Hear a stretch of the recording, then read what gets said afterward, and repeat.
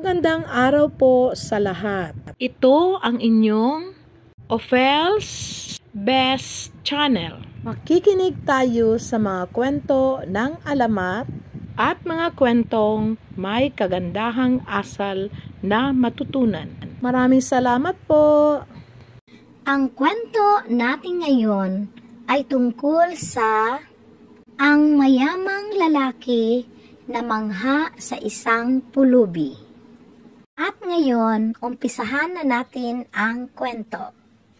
Isang araw noon, habang papasok sa trabaho ang isang may-ari ng kumpanya, nakita niya sa daan ang isang mayamang lalaki na nilalapitan ng isang namamalimos na pulubi. "Palimos po," ang sabi ng pulubi. "Ano ka ba?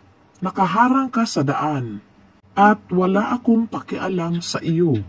Tumabi ka nga," ang sabi ng mayamang lalaki. Maya-maya, may isang babae na naman ang dumaan. "Palimos po," ang sabi ng pulubi. "Bakit kayo nandyan?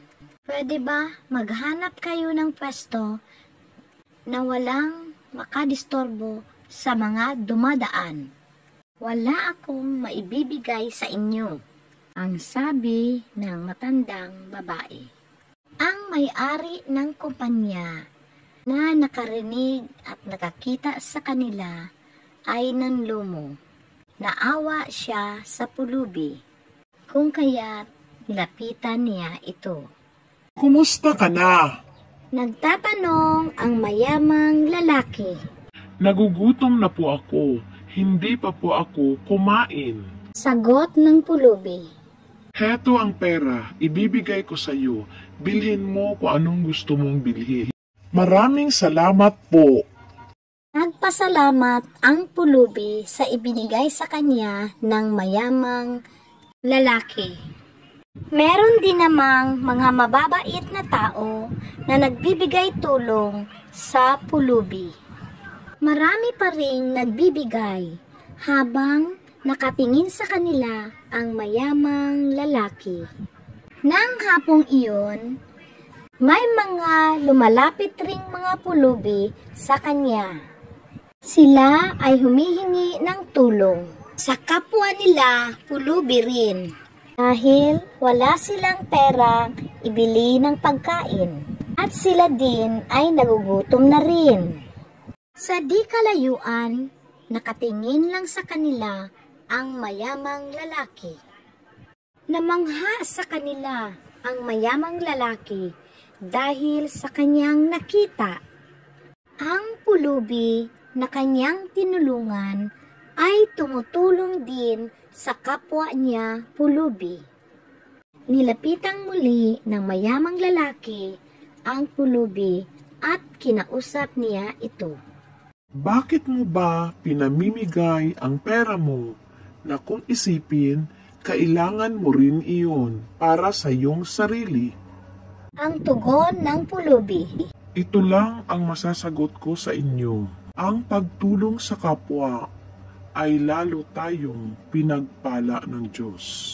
Kung kaya't, kung anuman ang kaya nating gawing mabuti sa kapwa, ay gawin na natin ito, nang walang pag-aalinlangan."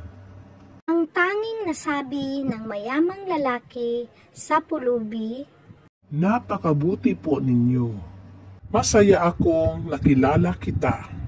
Isang araw noon, ang mayamang lalaki at ang kanyang mama ay nag-uusap sa kanilang hardin. Anong problema mo, anak? Bakit ang lalim ng iyong iniisip? "Mama, may nakilala akong pulubi. Nagpapalimos siya sa daan at nakita ko rin ang kanyang mga mabubuting ginagawa sa kanyang kapwa. Noong isang araw, tinulungan ko siya, binigyan ko siya ng pera upang mabili niya ang gusto niyang bilhin." Alam mo, anak, may naalala ako noong ikaw ay sanggol pa lamang. Mayroon ding pulubi na tumulong sa atin. Maalaala ko noon nang ikaw ay nasa aking sinapupunan pa. Nag-away kami ng iyong ama dahil ayaw niyang nabuntis ako. Dahil doon, hindi kami nagkakaintindihan. Mula noon, nagkahiwalay na kami, kahit pa nga ako ay buntis na. Mula noong ikaw ay aking isinilang, wala tayong tirahan. Kahit saan lang tayo nakatira. Isang araw noon, may nakilala akong isang pulubi. Nilapitan niya ako at nag-usap kami. At siya ay nagbigay ng tulong sa atin. Mula noon, siya na ang palaging nagbibigay ng tulong sa atin. Siya ay isang taong may mabuting kalooban, nagmamahal at may respeto sa kanyang kapwa. Anak, pwede mo ba akong isama sa sinasabi mong pulubi na nakilala mo? Opo, Mama, isasama kita upang makilala mo siya. At doon nga, lumakad na ang mag-ina patungo kay Manong Pulubi. Nagdala rin sila ng mga pagkain. Nang nakarating na sila sa lugar, ipinakilala niya agad ang kanyang mama sa kanyang kaibigan. Mama, siya po ang aking kaibigan. Teka, parang kilala ata kita. Tama, naaalala ko na. Ikaw yung kaibigan ko na tumutulong sa akin sa panahon ng aking kagipitan noong maliit pa ang aking anak. Anak, sigurado ako, hindi ako nagkakamali. Siya ang taong tumutulong sa atin sa panahong kinakailangan natin ang tulong upang tayo ay mabuhay. Gusto kong magpasalamat sa iyo sa kabutihang ginawa mo sa amin. Pwede bang doon ka na sa amin tumira at aayusin natin ang buhay mo pati ang iyong mga kasamahan? Sige po, maraming salamat po sa inyo. Salamat sa Diyos at nagkaroon na rin ng mga taong tutulong sa aming mga kapuspalad. Maraming salamat po. Pagpalain po kayo ng ating Diyos. At mula noon, masayang-masaya na silang magkakasama.